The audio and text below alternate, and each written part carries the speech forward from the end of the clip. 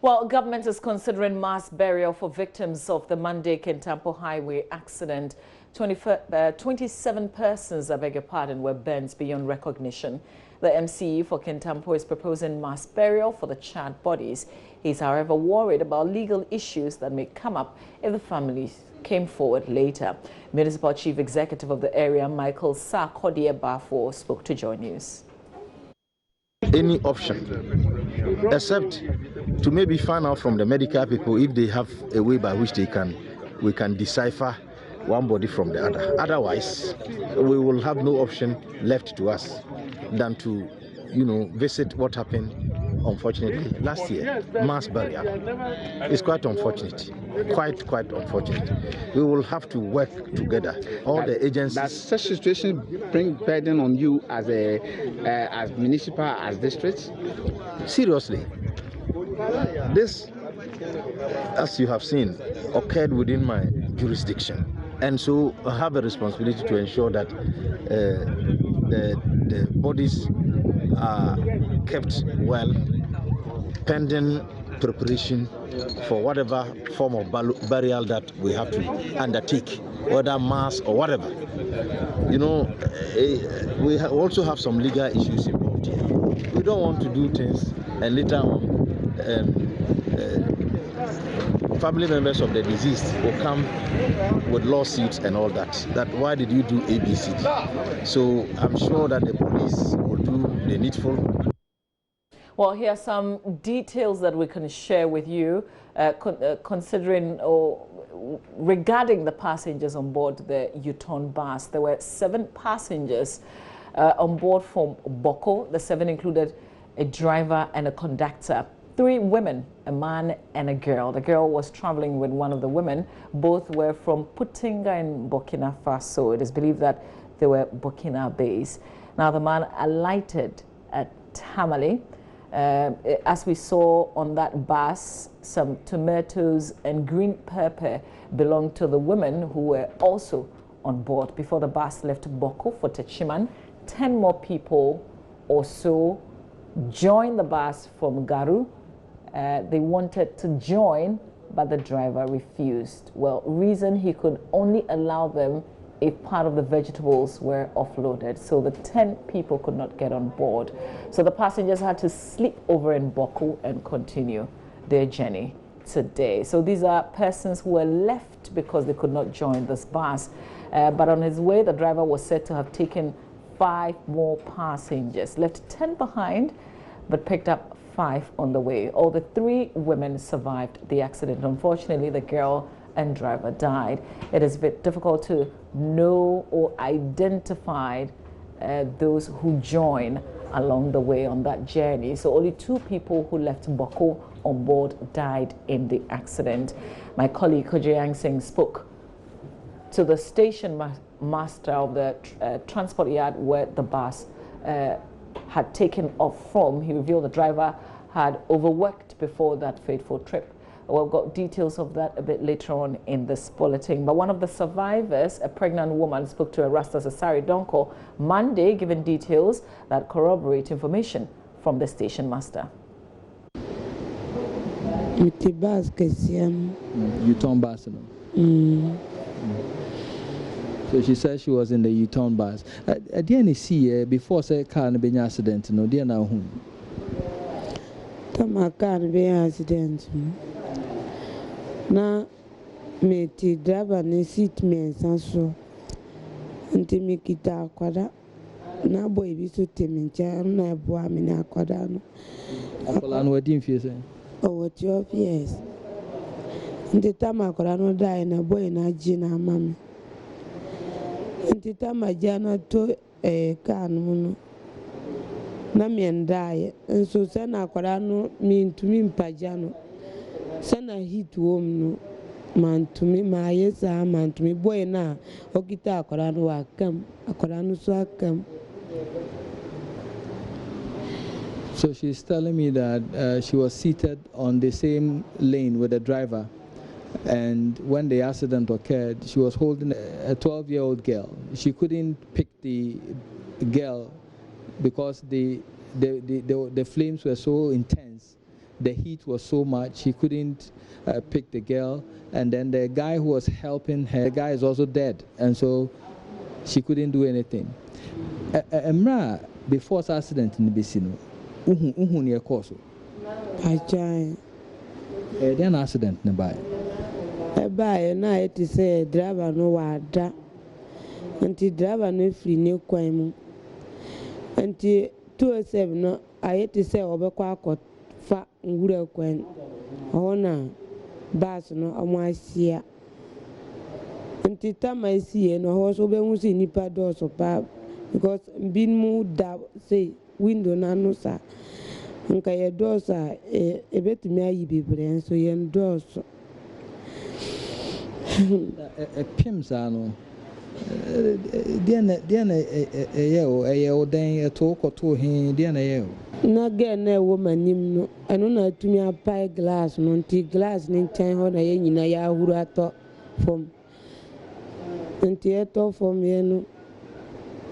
Cat be bracing, ye Gina, one Gina. Obiazo knew a boy or Satan Nanny Paneshi. Then you pan more see or more tiamu. 207 no, who send a man for tiamu.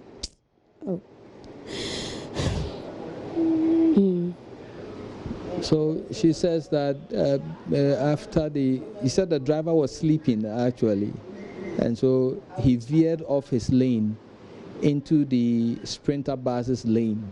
The Sprinter bus tried to swerve into the bush, but that is where the bus was also headed, so it was a head-on collision. After the collision, he said many of them were lying by the windows. It was one girl who was able to crack open one of the windows, and so that is where they passed through to come out of the vehicle. But I asked her what was happening in the vehicle. She said it was burning, and the people in the Sprinter bus were crying for help. And she's just telling me if I know the kind of cries and the kind of emotions that were going on in that vehicle, it was very, very sad. Sisi onyem. Bachai. Akolani okay. Bachai. Mako yi photo almost okay. Say now feel sisi. Feel she me kono na ye me. We can now hear from the chairman or the acting chairman of Boko Bamboda station where the U-turn bus worked. He revealed the driver had overworked before that fateful trip, and he spoke to my colleague, Kojo Yankson. Okay. It's my driver. The way I trust him, in fact, and the way we also work with each other, we don't have any problem with any, you don't have any problem with anybody in the whole station. So he's a very good driver. Master, I'm telling you the truth in the name of God. Okay, now one of the passengers says that he was falling asleep. Come again? One of the passengers who survived the accident, she is telling us that the U-turn bus driver was sleeping. He was falling asleep. That one I can't say no, because what I'm saying that I can't say that one. I'm not inside the car, but I know his character. So what will he normally do if he's driving and he's feeling sleepy? From what you know about his character, what does he do? He will park and sleep. Is that what he normally does? Yes. So at this accident happened at dawn. You are saying that he had already traveled once, brought some passengers, traveled again, and this was his third trip? What I'm saying now, the way I'm respecting him, the way that I know that the way he do his work, it's not the driver that will go today. You see, somebody that leave Boku today. When he reach Kumasi today, tomorrow, she will load tomorrow again. Tomorrow next is there. He's the one photographer that we are talking about him. To his university. When he load here and go, she will make almost 3 days or 4 days before coming back here. I see. So that is why I'm saying that I'm respecting him. Okay, so you were saying that you wrote down the names of the passengers. So do you have the names of the passengers who were in this car? Yes, I have the lady that who's coming from the Savon Gari. Well, the conversation about dualizing highways and getting two drivers for long journeys have become proposals to help curb avoidable accidents. My colleague Roland Walker visited the Tamale station here in Accra to gauge the opinions of drivers and passengers alike. Here's a summary. 24 hours after that horrid accident was recorded on the Kintampo Road, it brings to mind many of the related issues that JoyNews and the rest of the multimedia channels have been talking about. And we're talking about the campaign Arrive Alive. Now, it also brings to the fore the need for a more concerted effort. But what a better way for us to increase the conversation, the tempo of it, and also enrich what the discussions will be that will influence not only the minds of the ordinary motorists, the drivers, etc., but those who have to enforce regulations, those who have to implement laws, and those even that are occupying the top echelons of Ghana's ministries, departments, and agencies. Look, we're here at the Neoplan station right here in Accra, what you can also call the Odona station, just adjacent. But when the driver starts the journey, the conversation should be about how they can be in one piece. We'll be speaking to officials of the Ghana Private Road Transport Union who are the Neoplan station right here and the Odona adjacent ones, and then also speak to a number of the drivers as well. Name, sir? I'm Otis. Otis. And you work with the GPRT? Yes, please. And I'm sure that you've worked with as a transporter with all these drivers over the period, won't you say? Yeah, we've been working with them for some time now. Okay. And then I also have a number of officials here. Brad, on the didn't come to say? Yes, I don't know. Great. Your friend saying? A friend Bishop. Bishop. Ah, so that's the Bishop of the Neoplan. This is the Neoplan station, right? Of the Neoplan. Bishop Obinim. What's your friend saying? No, fully. No, fully. Okay, so, but let me start with you, if you can just, so that we can get a proper view of you and give space to Nano for you also to be within the frame. What sort of, as GPRT, education do you give all these drivers, the porters and their mates, etc.?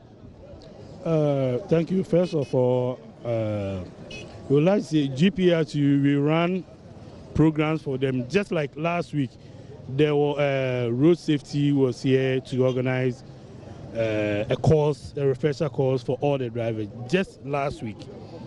Then next week, we also have another program for we, the executives and our drivers. We always try to advise them, guide them. You see, when they load from this terminal and they are on the road, they are on their own. But calls and other stuff comes in, which we do call drivers. If they are driving bad on the road, we do call them back to correct them. So what you're saying is that sometimes you get some responses from the passengers? Yes, we do. Yes, we do. Yes, we do.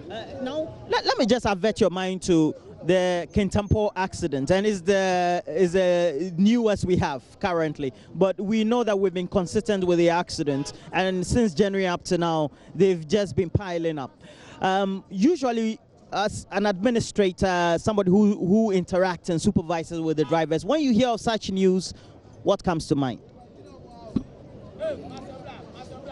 It's always sad because you never know. I myself, I might be a transporter, but my wife and my children might be on the road traveling.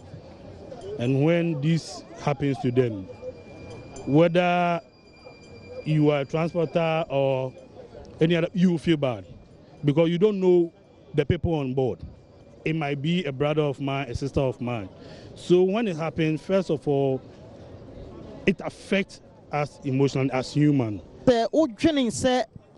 Akwehye sisana te se enrade yi se na ahomache de no esi wo Kintampo kwan no so no eya mote sana e de na ba modwem ase moye driver for porters ne mate for ne sa anyama no me ade ba kwan ya na me hu no se ensem ba bi se na se ye ka bibi efa nkwanhia no ho ana se ne e ma esia me hu no se enya ade e ko ba bia ye drivers ne de ye ka ya sema e be ka bie ne wa ase e ko ba bia ba senka mutie de yenso ye ka no so a na aban no boa ye ne a efin se nka enema betimi atotoye efise se wohwe bibi ti se drivers a yisu buses na dodo na ho no ma yentu o mka wo so ho ntu o mka and I'm said driver phone the camera phone is Ubia ni one ma oboa drivers. The bia some no buy and we good driver for so. She from Accra to Boko. Na driver ni ba kope. Was still an enemy. Now or call Boko. Nanka Opesanke, yeah, and he is saying that when the incident happened, it looks like those who are heads of authority, and I'm sure if in the media is also included because it's a broader conversation when some of these accidents do happen, don't seem to talk for the drivers. Then he zoomed in or transitioned into a discussion about how drivers sometimes are not well paid, and he gave an example of how a driver alone would have to sit in a big bus and drive all the way to Boko, for example. A driver driving all the way from Accra to, let's say, Boko, normally we advise that the drivers are two, normally, when they are going on such journeys. But you see, these drivers, there's also the issue of this one doesn't trust the other. So let's assume if I give this bus two drivers to take it from Accra to, let's say, Boko, there is a possibility that one of them will say, okay, I'll drive in, then you drive out. Meanwhile, that is not the intent. The intent is to let one drive halfway, then the other continue. But these drivers have their own, in quotes, spiritual issues and other stuff. I will not be okay working with this one. But we will be on the same bus driving to Boko. He thinks probably there's something that you do to take over the car. But those are just human elements, etc. How do we make sure we streamline some of these things so that this become some policy issues that could run through across all the transport operators, all the relevant stations across the country? Thank you. I think going forward, GPRTU at the moment is looking at that part, that we will enforce two drivers on board for buses that will be traveling far. That is what we are looking at it. Unfortunately, Has it come up in any meeting you've attended? Yes, please. As a matter of fact, when GPRTU were launching the small Toyota buses, we had a small meeting that our regional chairman actually discussed that whenever we are traveling or the bus is on a long journey, we should consider having two drivers instead of a driver and a mate. Why not use two drivers? Then one will act as the mate. Because we have issues where a driver was traveling and he fell sick. The journey was not that long, but we had to send a driver from Accra to Nkoko to go and take. So we are considering having two drivers on board. Well, 24 hours after news broke of the accident, the president, Nana Addo Dankwa Akufo-Addo, has tweeted. We're going to go on Twitter in the short. That's it. It says, my sympathies and condolences go to all the families and loved ones of the deceased in Monday's horrific accident on the Kintampo-Tamale Highway. May their souls rest in peace. I also wish the injured a speedy recovery. So that's a tweet coming from the president after that accident that happened on the Kintampo-Tamale Highway, what we've just been reporting to you about fallout of that accident. Now, chairman of the Sogakope South District Security Council says police in the area are up to task to deal with crime despite inadequate numbers. This follows murder of the assemblyman for the area early this month and subsequent calls by residents for mass police transfers and a restructuring of operations of the service there. Emmanuel Agama says the assembly is working overtime to ensure the concerns of the residents are addressed. Komla Adum and Fred Kwame Asari have been to the area to assess the situation. It was one of the major concerns of residents of Sogakope, a community which has been in the news since the murder of Assembly member for the area, Marcus Ajahli. The people were up in arms over what they described as rising insecurity following a spate of robberies and attacks. We also want to see that there is a reinforcement of the police, and if possible, the military should be called in, because we realize that security has become so porous that it is giving a field day to the armed robbers to come in, operate, and leave at will. It culminated in a free-for-all confrontation between the residents and the police at the police station. 3 people sustained gunshot wounds after being hit by stray bullets from the police during the disturbances, which also saw the residents pelt the station with stones. They got angry, amassed themselves here, and then were pelting stones at officers in the office, and then they were threatening to burn down the place. So in the process, the police tried to disperse them off, and then gave some warning shot where we heard that 3 people got injured in the process. Here is a result of a mass action by the youth. The stones that the young people and the residents here pelted into this compound smashed into the windshield of one of the police vans there, and that was not the only vehicle that was affected. There's also a stationary vehicle here, a salon car, which has its windshield smashed as well, another one here, and then another police patrol vehicle there. So at least 4 vehicles in all were affected by the mass action of a resident on Monday. Also, some of the glasswares of a police station were also affected by the situation. This resident, who works close to the police station, saw it all unfold. So the regional minister bonano aponuna yuto itayo cover police station la yata permitting Toronto. So nyareke matin blowy and mana guys over tanju ko komise go ta juto total barrier. So me legi afi yoga va to juta ya legi o ko time of do pe na jinye so bi fa famole ko to yo time of ko ta va gbosun leji ko meji jo ko mi po bi amotna ekpe dada so pe dada ma ko o ta pe dada gba o le down police station. So police on have a job we have no to down le am. Okay. So all he's been saying is that the regional minister was supposed to have met the youth of the area here, but then the venue was changed. The youth thought that there was some attempt not to speak to them by the regional minister, and so that sparked, the anger and, burning of tires at the barrier, also some burning of tires here at the police station. Yet after 12, BTF feel energy. After 12, Makatangi Mania now. So now crying crama ba Pobino, and you have one fear at another Funanya to be a shop opposite police station. Yema Tuvo, Yema Joe, so much do mosque la. Be Navy so bona, so must be Navy so vala, over the woman over Kana guys or Kaka. We banagala be nice to Navy so no mavala to begin mania for Bangba Macrao. So he says he was terrified by the situation, so he had to lock up his shop amidst the confrontation. So he left the area. On his way out of here, he got to the mosque and he realized that the soldiers were making their way here. And so it was their intervention that calmed situations and calmed tensions here that day. The residents are calling for, among others, a review of a security arrangement in the area. District Chief Executive Officer for South Town, Emmanuel Agama, admits the numbers may be a challenge. Requested for about 30 personnel, and then not all were brought, but those that are around per my, thinking they are up to task and they can perform, creditably. However, he says the available personnel have been up to task. The past robberies that took place, they made arrests and the cases are in courts. There were no cases that the police couldn't solve in the area. The one that happened at Tademe is in court now. And then some other that took place where the robber raped a nurse and then shot at some people.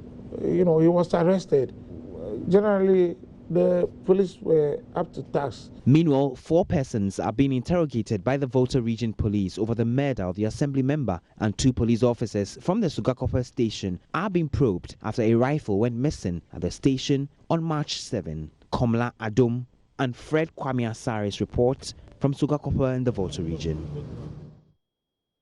Now, age did not hold back patrons of the Joy FM Conquer Ghana tour, as participants as young as 8 and as old as 75 years took up the challenge in conquering some of the country's historical sites in 48 hours. The tour, which forms part of activities marking the Ghana Month, took participants to the Central, Ashanti, Bono East and Savannah regions, leaving them in view of tourist attractions the country has on offer. JoyNews' editor Araba Kumsin joined the trip and has come through with this report.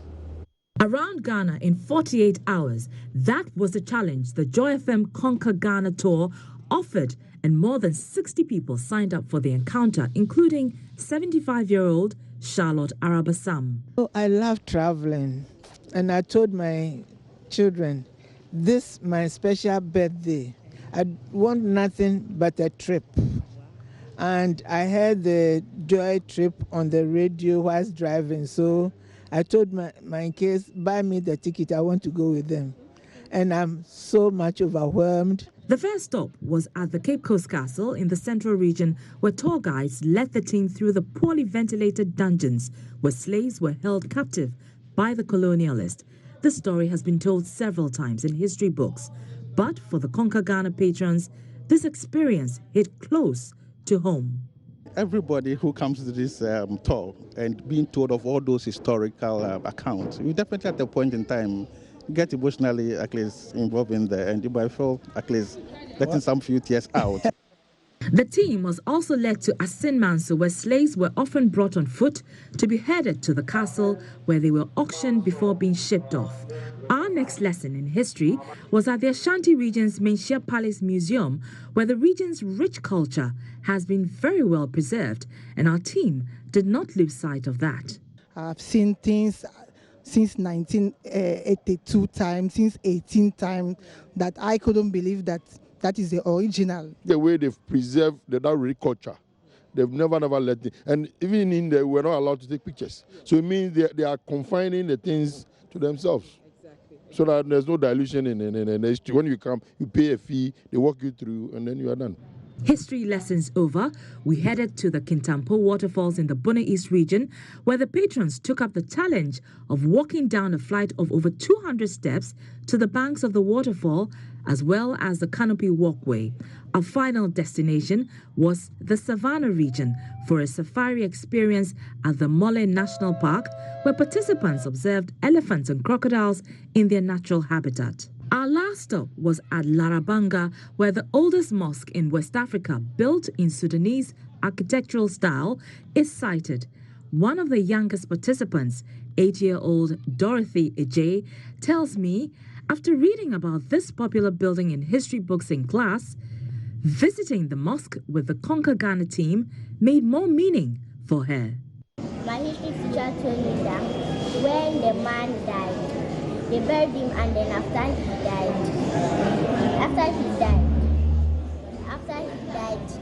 the leaves inside that came on. So if you are sick, you take it to survive. But I asked one of the men, and they said that it's not in this man. You have the man that we take the leaves and use it for this.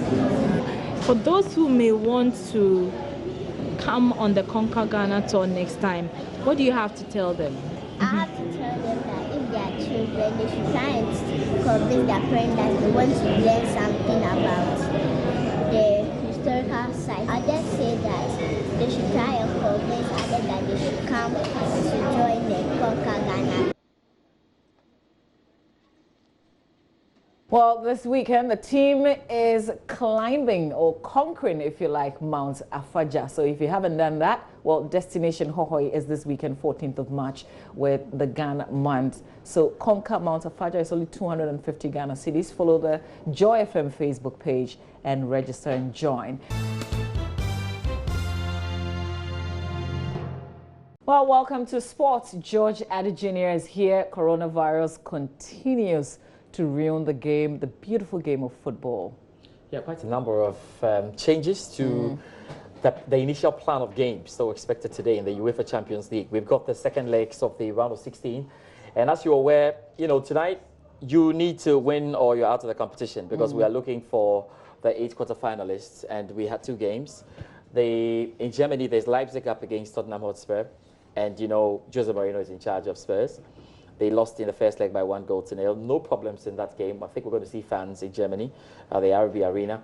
But 3 other games for this week have been affected. So the second game tonight between Valencia and Atlanta is going to be played behind closed doors. I'm sure you've read that. Yeah. Now, it's so boring. I don't know how many of you saw the game between Juventus and Inter Milan behind closed doors. Because how do you enjoy the game of football? Yeah, even the ambience is something else. Even the ambience is something else, because you could virtually hear the coaches scream and hear the players, and you could hear technical teams screaming, and it was... And it's also got some form of psychological effect on the players, because we know sometimes you when cannot it's not be, because you have to be well, pumped up. You have to walk into the arena knowing the fans are singing the anthems, they are chanting everything, they are baking. It's a fantastic atmosphere. Not too much on the side of financial gains or financial woes, because in Europe there are a lot of advanced tickets, and before the game a lot of the tickets have been sold already. So really, really bad stuff. As well, the game between Paris Saint-Germain and Borussia Dortmund tomorrow is also going to be played behind closed doors. And the latest coming in, the game between Barcelona and Napoli as well will be played behind closed doors. So 4 games to look forward to. Just one is going to be played with fans in the Red Bull Arena. That's the game between Leipzig and Tottenham Hotspur. Now, even before I came on set, there's some discussions right now in the United Kingdom to try and understand at which point they will decide to play English Premier League games behind closed doors. That's a huge one as well. Yeah. Now, early this morning, we had the indication that the Indian Wells tennis competition, which is most people call it the 5th Grand Slam. You know, we have 4 Grand Slams in tennis in a year, but they call it the 5th Grand Slam because loads of these tennis players love to go there. And it's such a big event. That event has been cancelled, it's been postponed. And look, it's really tight with what we're getting in there. All Serie A games, like we were saying last night, those of you who watched Prime, all Serie A games have been put on hold till the 3rd of April.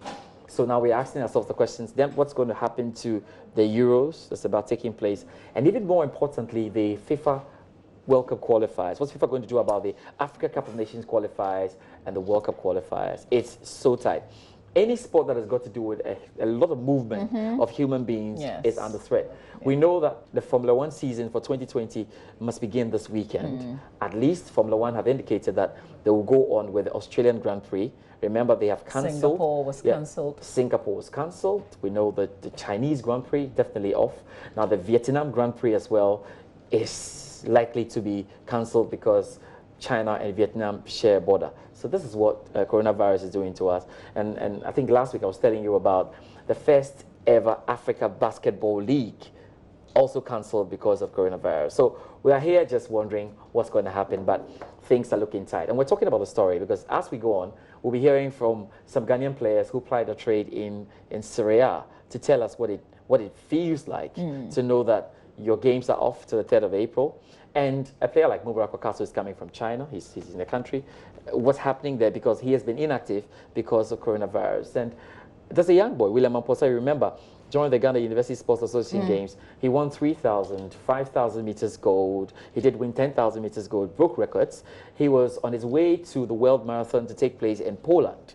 That, again, the World Athletics body has announced that it's been cancelled. So I really hope that the sponsors can understand the situation, but this is going to be really bad. Imagine Multimedia had put a lot of money into the Euros 2020, and at this point you don't know whether it's going to be cancelled or not. It's such a bad feeling. Very worrying. But clearly we are going for the health of human beings. We are going for the lives of human beings at the expense of the money and all of that. We can sort all of that if we have lives. So that's where we are, on this. But hopefully we can get it. The only thing coronavirus has not affected for tonight is live commentary on Joy 99.7 FM. That's for sure. Nothing happens with it because it's going to be delivered as always. I'll be on with Gary Elsmith. And we've got Tottenham Hotspur up against Leipzig, or Leipzig up against Tottenham Hotspur. Would he be knocked out of this competition? And it's a prestigious competition. The elites of Europe meet here where they play. The posh club. And Manchester United is hoping to be part next season. Yeah, I knew you'd bring Manchester United in. But the global cases in terms of the coronavirus has hit 110,000 now. We're just moving on with those and numbers. I think that's the worry for most people is how quickly this is spreading, rather than how many people it's killing. Exactly. The spread is crazy. Okay, George, well, thank you very much for sports. Football being slowed down because of coronavirus. We've got a lot more news on myjoyonline.com. My name is Mama Vioso Abuaji. On behalf of the production team, we thank you for watching.